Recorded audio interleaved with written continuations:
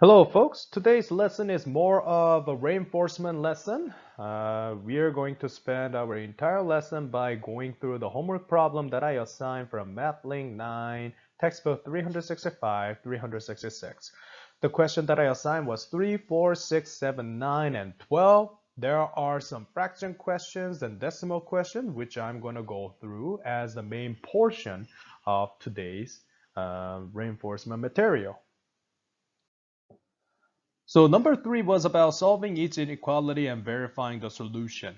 The first two type I have been doing it pretty often in the previous lesson. So I like to go over C specifically if you don't mind. All right, so first of all, let me just rewrite it. We have to deal with bracket first, but if there's none, we gotta go BAMAS opposite direction to get rid of constant first. So if I were you, I'll add 7 at the first step, making 10 is smaller than or equal to x over 5. Then I'm going to get rid of any numerical coefficient, in this case 1 over 5, by multiply by 5, because something over 5 means division. So opposite of division is multiplication. And make left side just constant 50, smaller than or equal to x. That's what you have. If you like to go with the verification.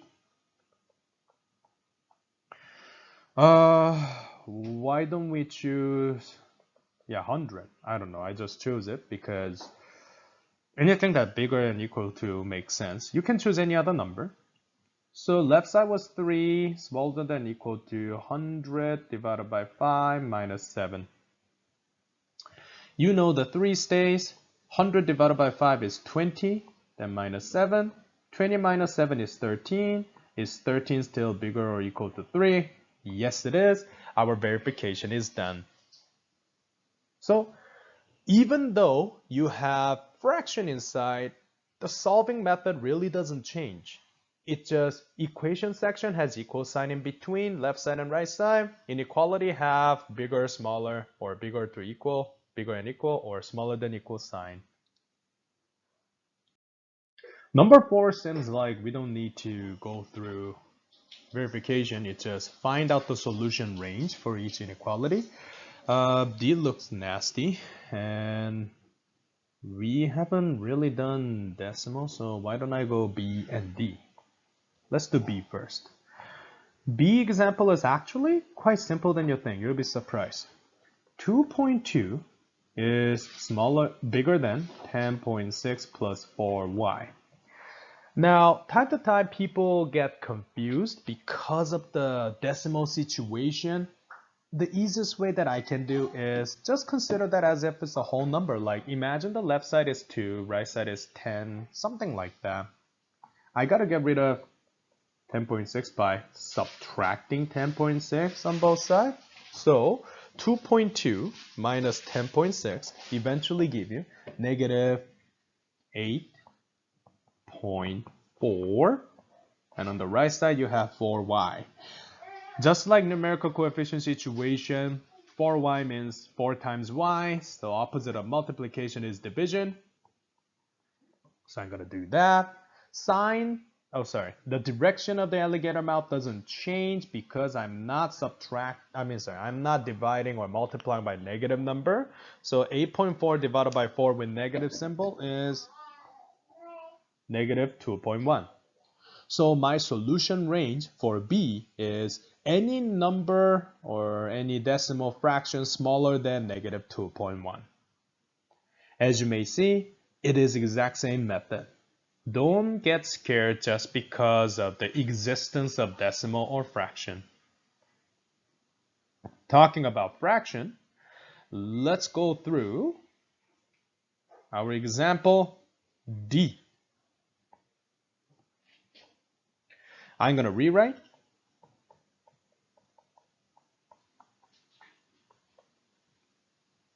My first step that I'm going to focus on is,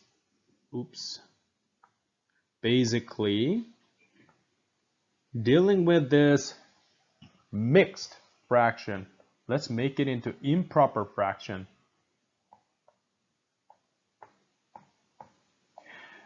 Which is 5 times 10, that's 50. 50 plus 4 is 54 over 5, 6, 3 over 2x.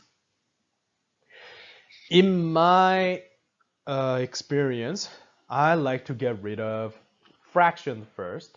Some people decided to do, can I move this to other side by subtracting by 6? Feel free of doing that, but I just don't like to have fractions. So what I'm going to do is I'm gonna find out lowest common multiple of 2 and 5 and multiply by everything to get rid of the fraction. So what I'm going to do, folks, is I am going to multiply left side and right side by 10. And remember, if I multiply things, you have to distribute things evenly. 10 times 3 over 2x is 15x.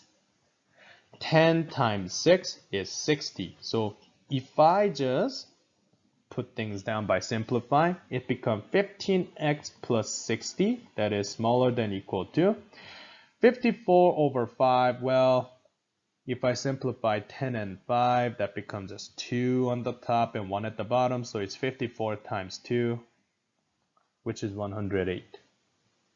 So now I can solve this just like an easy integer question. Minus 60 first, folks. Then 108 minus 60 give me 48, smaller than or equal to 15x. Now I gotta get rid of 15 by divided by 15, and x is smaller and equal to 48 over 15. I believe I can divide both top number and bottom number by 3. Then in that case, 16 over 5. That should be good enough. If it's decimal, x is smaller than or equal to 3.2. The question didn't really say determine the answer in a fraction or decimal, so I will accept any of those. Now things are getting a little bit tricky for some. If I want to go through, I like to go through C and D. C first, if you don't mind. So the question, of course. So the question is, if I rewrite the expression for you, negative 12x plus 10 is bigger than 19 minus 4x. You need to use addition or subtraction to move things around. I like to minus 10 on both sides. It's just me. I like to get rid of constant first. Order really doesn't matter. Negative 12x is bigger than 19 minus 10, that's positive 9. If I simplify, that's what happened. You can also move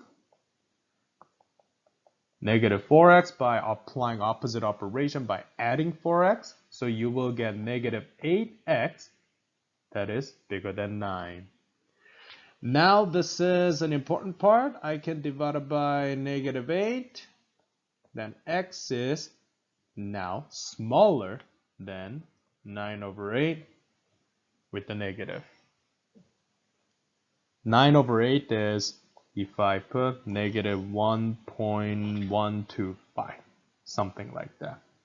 If you like to put some kind of number for verification, why not? Let's verify C. What if we decide x is equal to negative 1? Because do you agree x is equal to, oh, actually, no, I cannot. Why don't I put x is equal to negative 2? Because remember, x should be smaller than negative 1.125, so negative 2 is smaller. So on the left side, negative 12x, I can just multiply by that.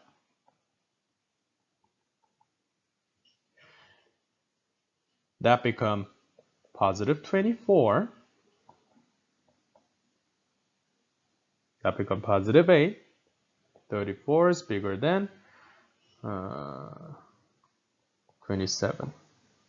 Is this condition still on the right track? Yes, it is. So I just show you the answer and verification.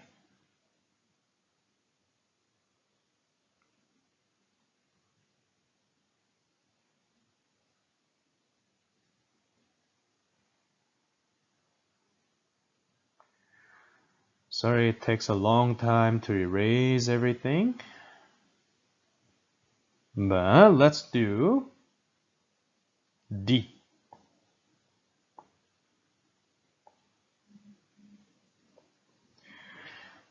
Over 2x plus 5 bigger than 22. Okay, I found that you guys like to expand first, which is okay.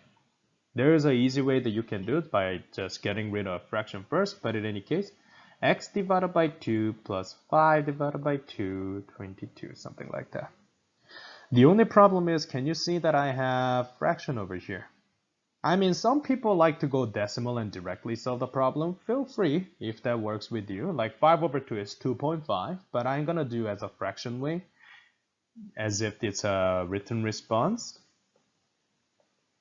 I like to multiply by 2 first, because in that case, I can get rid of my bottom denominator. Unfortunately, lowest common multiple, there's only one choice, 2. You can do 4 and so on, but what's the bother, right? So, x over 2, if I multiply by 2, it becomes x. 5 over 2, turning into 5. 22, turning into 44. And only thing that I gotta do, subtract it by 5. So x is actually bigger than 44 minus 5, which is, I believe, it's 39. So x is bigger than anything, 39. Let's make some number for verification. Let's verify, folks. What about we decide x as 40? Getting a little lazy of creating some number. 40 is bigger than 39. Substitute. We gotta do, obviously, bracket first. So 1 over 2 times 45 is bigger than 22. 45 over 2 is bigger than 22. What's 45 over 2? 45 over 2 is actually turned out to be 22.5. Is that bigger than 22 and satisfy condition? I like to say you're done right.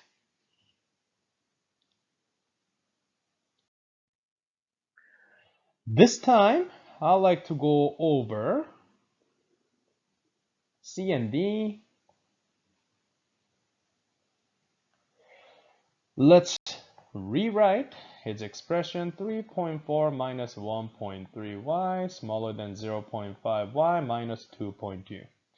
What I'm going to do is I can get rid of constant first by subtracting it. Then negative 1.3y is smaller than 0.5y, and if I do the calculation of these two together, negative 2.2 minus 3.5 give you negative 5.6.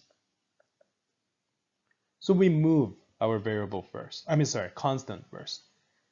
Let's get rid of variable by subtracting it. Negative 1.3 minus 0.5 gives me negative 1.8y.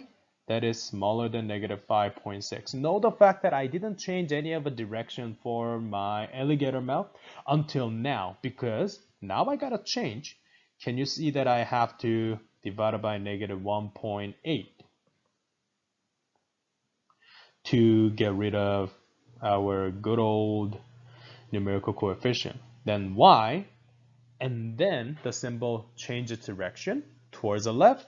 Negative 5.6 divided by negative 1.8 provides me about 3.1111, those kind of thing. So that's what I have. In order to verify this, you can put y is equal to 4, 5, those kind of whole number and give it a shot. The question didn't necessarily ask to verify, so this is where I'm going to left off.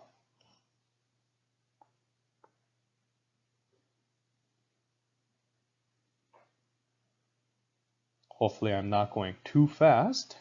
If I'm going too fast, you can always replay that portion of the video. At least that's a good thing about a YouTube lesson. Oh my goodness, it doesn't get erased. Alright, this can be a little tricky, but it turns out not really. Because of the denominator, you may get some clue. It's a common denominator.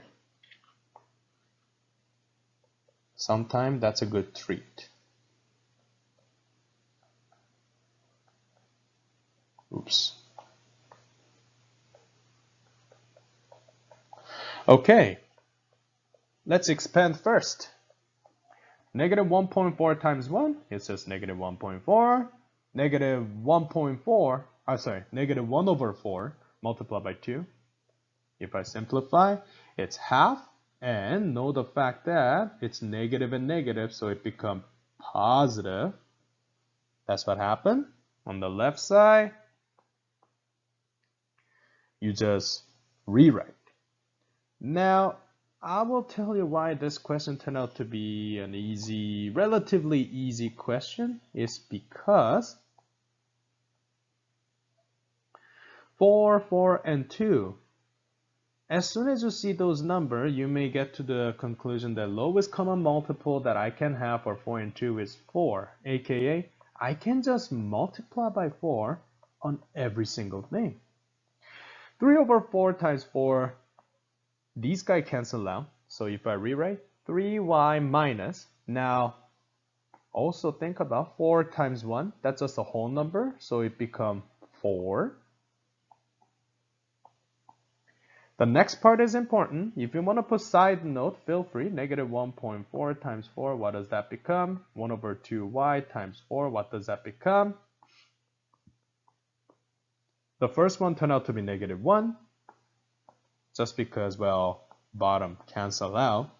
1 over 2 and this guy turned out to be 2y, because 2 is canceled out as 1, but 4, you still have a remainder of 2, so 2y. Once you get to that situation, however, now it is easy for us to calculate everything by isolating things. I can say 3y bigger equal to, what is this? 4 minus 1, that's 3 plus 2y. I can also minus 2y on both sides.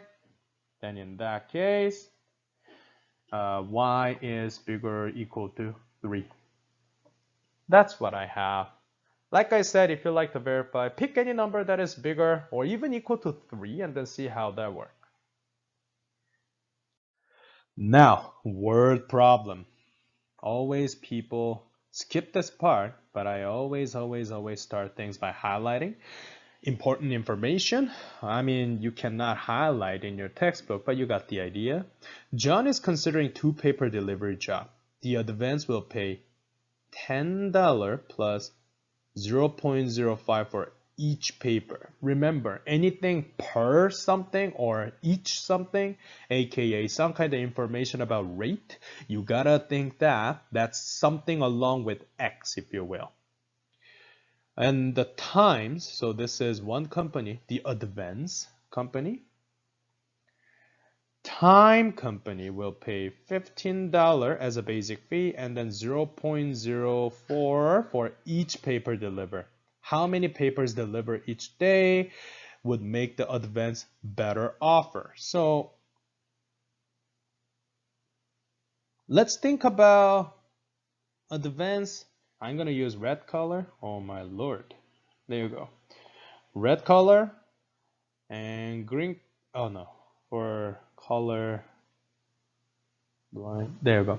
Blue 4 times. Let's think about it. Let's write advance first. Advance says if you work under that company, you will have $10 for sure, and you're gonna have 0.05 for every delivery. So I just put X. You don't have to put X. You can put paper for P if you want. The question is says better offer. So what I put advance is better. Times, I can put $15 plus 0.04x. You can put it that way. So my question A, write an inequality to model the problem, is done. Advance on the left side, times on the other side. Now let's solve the inequality, which is very similar as what we have been doing. Put negative 10. So 0.05x is bigger than, dealing with these two, 15 minus 10 is 5, plus 0.04x. Now let's get rid of our good old variable having term by subtracting. And if I rewrite, 0.01x is bigger than 5. This is my numerical coefficient, so what I'm going to do is I'm going to divide it by 0.01 on both sides and say x is bigger than 5 divided by 0.01, which is 500. So that's a fancy way of saying we solve it, interpret solution, let's make it into word. In order for John to have a better income by working in the company Advance is if John works in Advance and he delivers more than 500 papers, he would earn more than time. Something along this line. English is my second language, so I'm pretty positive you can shorten this up. Right, number 12. The student council is considering 2 different companies to print the school's yearbook. So one company, I'm going to use yellow highlighter. Great Graphic charged $250 as a basic one and $12.25 per book. So that must be the one with variable. The next company, Print Express, charges $900 as a basic, $9.50 per book. How many orders for yearbooks would make Print Express a better option? Okay, this time the right side is bigger than. So let's set up. Like I did before, Great Graphic, I'm going to use red, maybe blue for Print Express. Let's think about Great Graphic first. Set $250 as basic and 12.25 bucks, so why not B? That's what I have for Great Graphic. For Print Express, it says 900 plus 9.50B. That's the expression. But we need to make Print Express better. So if I combine these two and then rewrite, I will write as 250 plus 12.25B is smaller than 900 plus 9.50B, something like that. That's my conclusion. Let's move things around. Why don't we do minus 250 on both sides first to get rid of that? Then if I rewrite 12.25B is smaller than 900 minus 250, is that 650? 650 plus 9.50B. I'm going to do the same thing, except I can subtract the variable having term. 12.25 minus 9.50 is equivalent as 2.75B, which is still smaller than 650. We're almost done. Just get rid of our numerical coefficient by doing bad math, so in this case division. Then I can say B is smaller than 650 divided by 2.75, which gives me about 236.3636, blah, blah, blah, blah, blah. This is repeating one. So how many order for yearbook would make Print Express a better option? I like to say, in that case, whatever the condition and countable one, if Print Express print maximum until 236 books, then Print Express will be better. If it exceed, then well, Great Graphic Company is better. That is basically today's lesson, going over the homework questions, because it has a lot of complicated one.